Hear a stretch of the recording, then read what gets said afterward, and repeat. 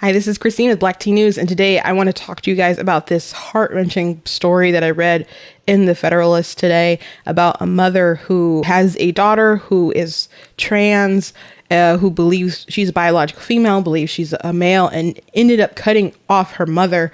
And the reactions to this article from like the comments that I saw online, or people I'm going back and forth with, is just totally egregious. That people cannot see life from the perspective of this mother who's hurting. People are saying that she's not a good mother. It's a good thing that her son got away from her, that her love was conditional. And obviously that's not true, because she still obviously cares about the well-being of her daughter, of whether it's mental, physical, just where she is. And so just that people cannot just step back and see or sympathize with this person at all and just have to see her as a monster just really tells how deep into bias some people are and how deep into delusion some people are, that they can't even like sympathize with another human being about this. Someone who's like, if you're a parent, or you know a parent, and I'm sure everyone does, to not be able to see this woman's perspective and to just paint her as a monster is just absolutely beyond me. So I want to talk about the reaction, but I want to go through this story, and I find it heart-wrenching. But really quickly before we get into it, please visit blacktnews.com. Check out other content that I have, things that I have written. You can check out our merchandise, pick up something for yourself. I know you got that stimmy money. Go ahead and spend it. And if you would like to support, go ahead and leave a donation, or you can do so online, or you can do so by just following that link. Thank you guys for your support. I appreciate it so much. Love, not hate. Please read this article and educate yourself. Someone sent this comment to me, someone who doesn't know my heart, my education level about transgender activism, or how it's affected my life. To him, it's simple. Everyone needs respect, validation, acceptance, and love. No one should be bullied or discriminated against. In his view, the way to a peaceful, harmonious world is for all those hateful, judgmental people to get out of the way so people can have courage to be their true selves. I'm sure he believes he has the high moral ground. He even feels justified in calling me names, shaming me, and physically threatening me unless I agree with him. But I've come to my convictions honestly. I've come to understand it's never kind to lie or to affirm a delusion. Love tells the truth, striving to protect those who need it most. I can't, relate on this particular issue, but I've definitely had to combat people who feel a particular way about, like, they put on those coexist bumper stickers, but they don't actually believe in coexisting because they would rather like bludgeon you to death with their ideology. And if you don't get on board, then you're a bigot, not realizing that they themselves are a bigot. And if you really want to coexist with people, you have to accept in a society that people aren't going to agree. People aren't going to be compelled, forced to speak the way you want to speak, act the way you want to act. You don't want to live by how people want to dictate. So why do you think that you get to do that to other people? All this like love, respect, validation, acceptance, all this other stuff from strangers. I just really would prefer if people are polite and or at least cordial. Like a professional level. If I go to work or whatever, I don't get why why so many people need validation from strangers. But as far as like respect and love from people around you, sometimes you have to respect and love is just understanding that people have a different position and accepting that. And as far as people coming against you, and being like very judgy, like we all should be respectful, but then they say hateful things to you. Definitely know what that's like. I get it all the time with racial stuff, being a Black Republican, and people pretend like, oh, as a Black person, you should be doing this. Like, why would you be those Republicans or those conservatives?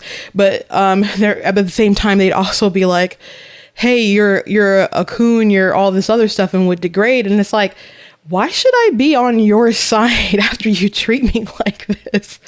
You're not like giving your best pitch. Or after 2016, when Trump won, there'd be people like so upset and arguing with people and arguing with me. And they would say like, oh, what about this history of X, Y, and Z? Talking about his like multiple wives and all this other stuff, which I'm pretty sure I was more upset about that stuff than they generally were. And I know that because then they would start saying all these sexual things, really degrading things to me. And one guy got outed by his like nephew and was like, basically called him a pedophile and started laying all the tea. So I was like, oh my gosh. He came for the wrong one today. There's people who preach all kind of philosophies that they don't actually subscribe to, but they only preach those philosophies to squash dissent. Because when you are brave enough to kind of say, I think we should kind of talk about this, and what about biology? It's like, no, you're a bigot, because they totally have to just automatically flip a switch and just grind you into dust if you don't accept them. That's not coexistence. That's not respect. It's not love. And you can't force people to just give you validation. Let me tell you about my daughter. She's smart, funny, creative, artistic, amazing. I would give my life for her, but now she won't talk to me and I'm powerless to change that. She has a new name, one I've never called her. I'm no longer allowed to call her by the name we gave her on the day she was born, the name I sang to her in the night and taught her to print in big, childish letters. It's a beautiful name, but now it's considered an act of hatred and bullying to use it. So I don't know how you could read that and not just care about this mother's perspective about how dare she not use their new name. She has all this emotional attachment to this name. Like, think about all this emotional attachment you can put into some object or someone you barely know, but you've got all these memories singing to someone, calling someone by their name that you gave them. And some people can just whip up a name and like, what? And that's the name. And some people take time to have special meanings. Sometimes names are huge arguments in families. Like, I've never really thought about this perspective from the parent of just the heartbreak of not being able to call your child by their name, and something that you gave them, the first thing that you gave them out of life, is seen as a sign of hatred is just totally 100% just heartbreaking. She has a new voice, which I've only heard once. It was a stranger's voice, deep yet familiar. When I heard it, I knew she must have been on testosterone.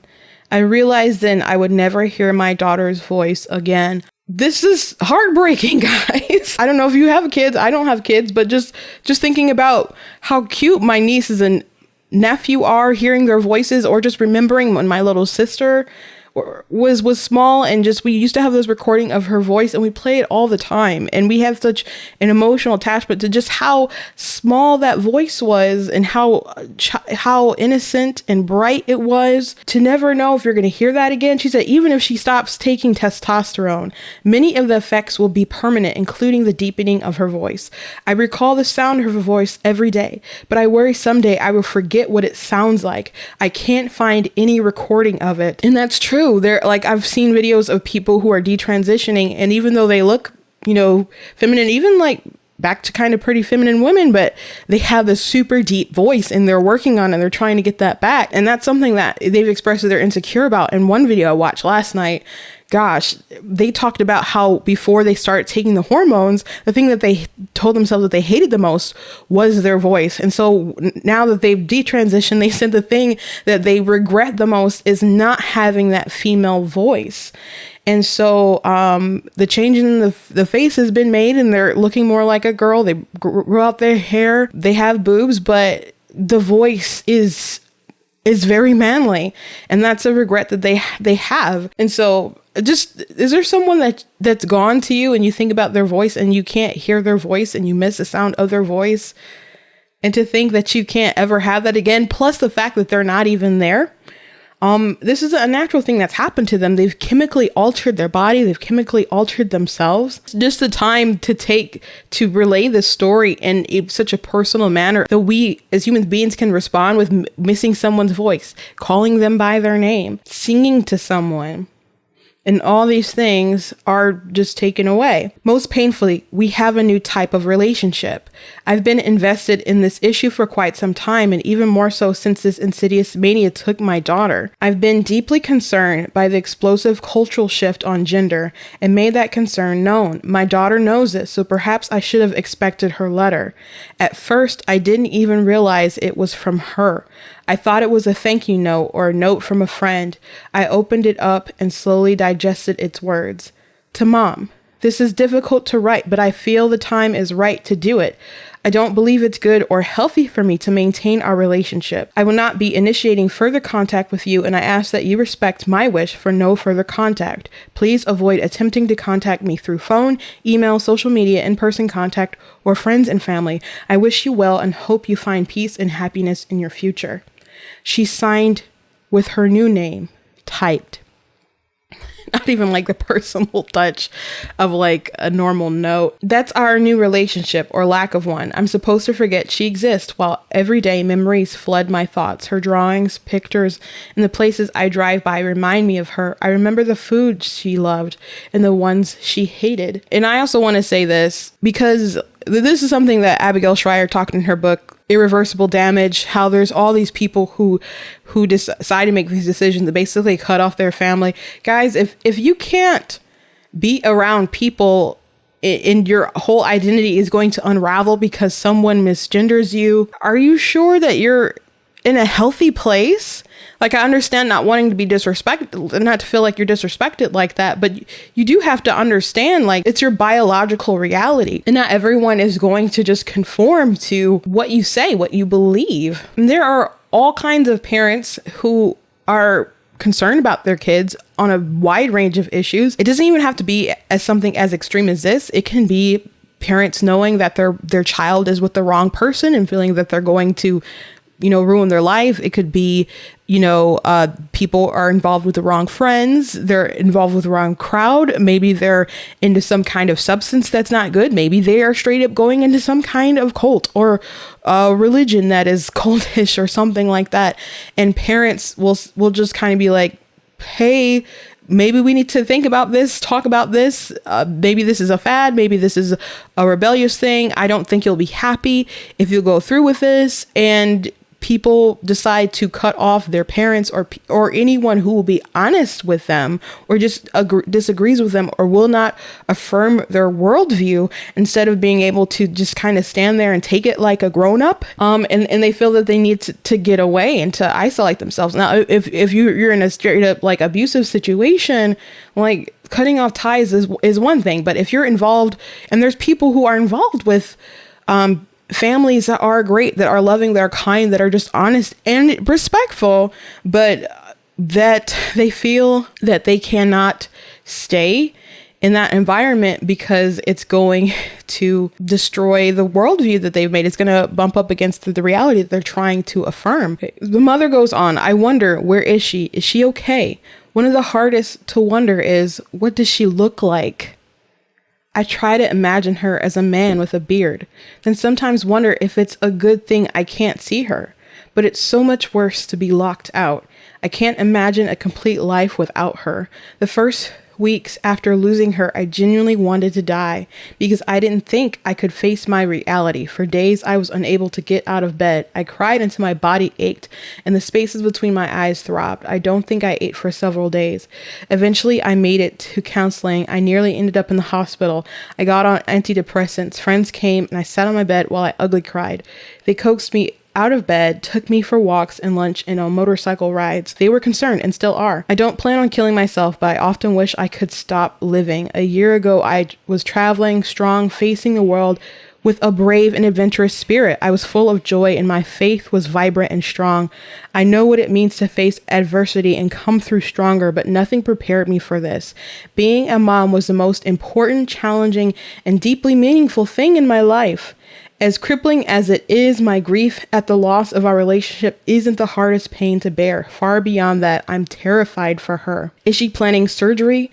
Will she regret it? Many do. I've seen reports on phalloplasty, a surgical procedure in which the tissue is harvested from the arm or leg to fashion something resembling a penis.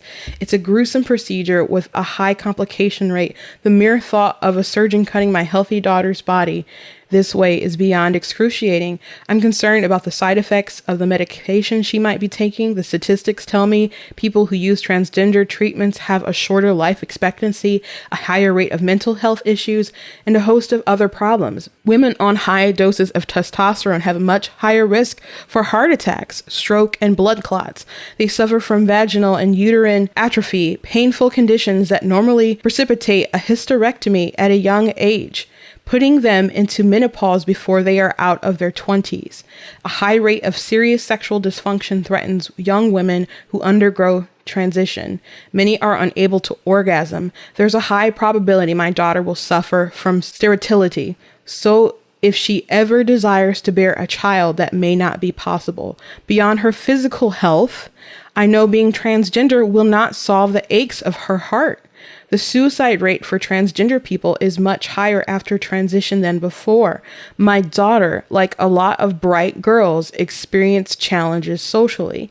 She was often left out and rejected by other kids. She was sensitive and it hurt. I'm sure she believes her new identity will heal those wounds.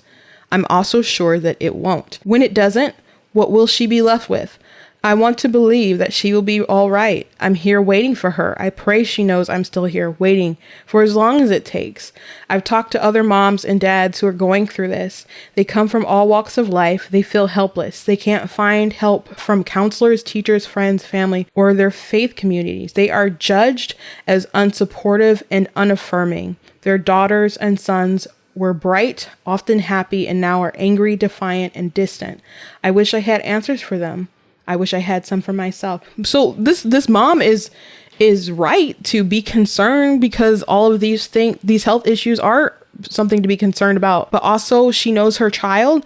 She knows that she had problems, that weren't necessarily going to be solved, or something that could be a result of having gender dysphoria. We have a lot of women, young women, who are self-diagnosing that don't really have that condition. People got really mad at like Matt Walsh from the Daily Wire and Glenn Greenwald for kind of like even throwing it out there that it's social engineering. I felt like Glenn was just kind of asking the question. Matt was like, of course people are socially engineered, and that's why there's a rise in like LGBT, particularly the T, and people are asking that. And Abigail Schreier also asked that question, and she believed that the answer is social engineering, because you can look, if it's about just the world being more accepting, you'd see a lot more older people who are coming out as trans, but this is something that's mostly in Gen Z and millennials just kind of bursting from the seams to do this. And she's also interviewed a lot of people, probably interviewed more trans people than anyone out there right now, and just kind of knows the pattern of young girls who kind of in social cliques that follow this path. But normally this was something that men would do more often, and who have like genuine like dysphoria. And this is something that's kind of more like a fad for women. In the UK, there's a huge number, like increased like 4,000%. And there was a case recently about a woman who realized that she ruined her life. And so she sued, and the courts deemed that people under 16 cannot consent to this sort of medical treatment to alter their life like this. So, the mother has genuine concerns for her child about her physical being, and why wouldn't you be concerned about the mental health? She also knows that her child was hurting in other areas and didn't necessarily get what she needed out of life, and is still searching, obviously, and doesn't know if she has found it, but suspects that this isn't the way. And she could be right, she could be wrong. But to not know anything about your child, what they may look like, I don't understand how someone cannot read this and feel sympathetic to her. And that the takeaway is this person is awful. And like people are saying things like, it's a good thing your son got away from you. You're a terrible bigot. And people are telling me that this mother's love is conditional because she would not refer to her child as a man. And just because your parent will not do what you as a child tells them to do does not mean that they do not love you. How can you even say that Especially like with some of the crazy things that kids like tell you that they want. Like when I was a child, my dad told us that when we go to heaven, we're gonna all have powers like the X-Men. And this is like the hype of the na. And I asked my dad, would he kill me? And of course, he explained why that was a bad idea. So I didn't ask for him to kill me anymore. And I could just kind of wait to get to heaven to see if I have all superpowers. But kids will request the craziest things. You're not supposed to just give them their every sort of whim, their every sort of desire, and expect that they know you're the parent. When are you going to stand up and just lead and be the parent? Like Pantene put out a commercial the other day.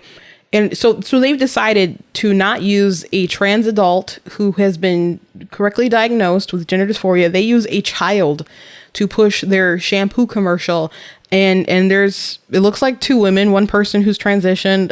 Like, I can't say for sure. I was like suspect watching the whole time, the commercial. But anyway, it's people with like an ideology that's like being raised by two moms. And guess what? The boy wants to be a girl, like his two moms.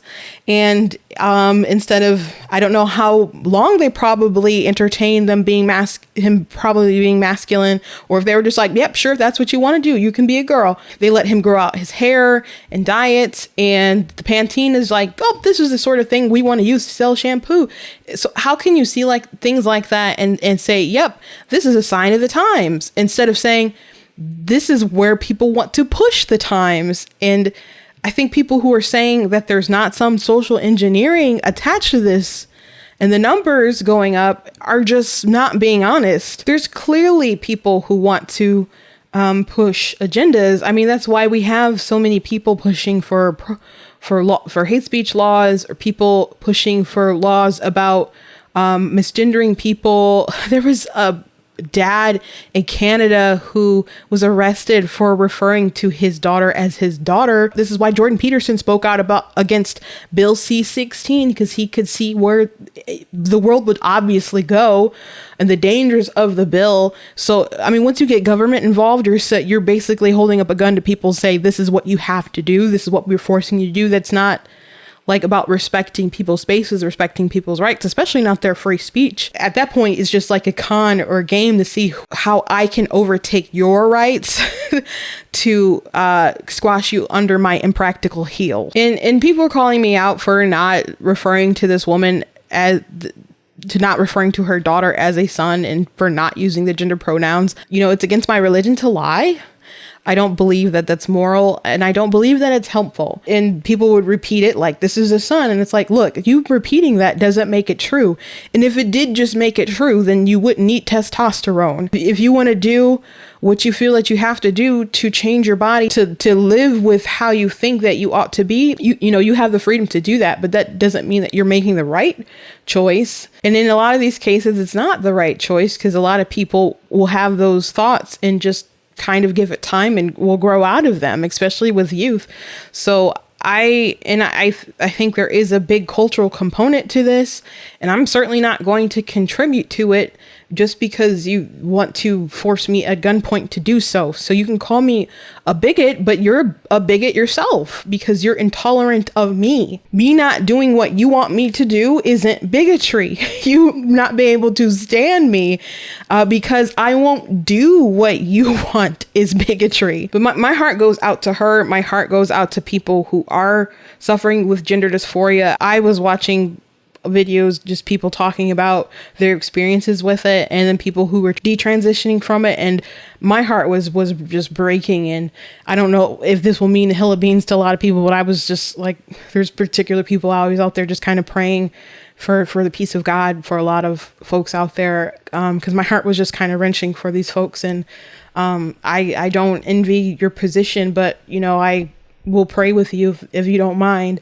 Well, I would do it anyway if you don't mind. That's what I'm doing. And if anyone wants to reach out and talk, and there's some kind of other way I can reach out and help, I would love to do that. But if you're going to just hate on me, I'm not going to let you do that and bully me. Being understanding isn't the same thing as conforming. So that's what I wanted to talk about today. And we're living in a really unthinkable sort of world today where people just kind of lack compassion for people who aren't on their side of the aisle. And like I said, I think it's just heartbreaking all the way around. And I would think that that young woman, wherever she is, however she looks, however deep her voice is, that at time to time that she probably still misses her mom. And so it's got to hurt both ways too. But I pray that they can reconcile one day, and that the mother can just go on, especially without all this hate, this unnecessary hate. Someone I was arguing with was like, this person is biased. I'm like, do you realize that you are biased, sir? And they're like, you keep misgendering them because you think you have superiority. I'm like, no, like you are like really projecting your insecurity on me. Like, no, I just am saying this because I'm just going to deal with what I feel is reality. People are really touchy about this, but these are important conversations to have. So I hope YouTube doesn't take it down or wherever you're watching this video. Let's see if I can even put this on TikTok. But thank you guys for watching. Please visit blacktnews.com. Check out articles I've written, other content that I've put up, and please check out the store that I have. And please, if you would like to support, go ahead and you can leave a gift there, or you can go ahead and follow what's on the screen. Thank you guys for being part of this conversation. I'll see you next time.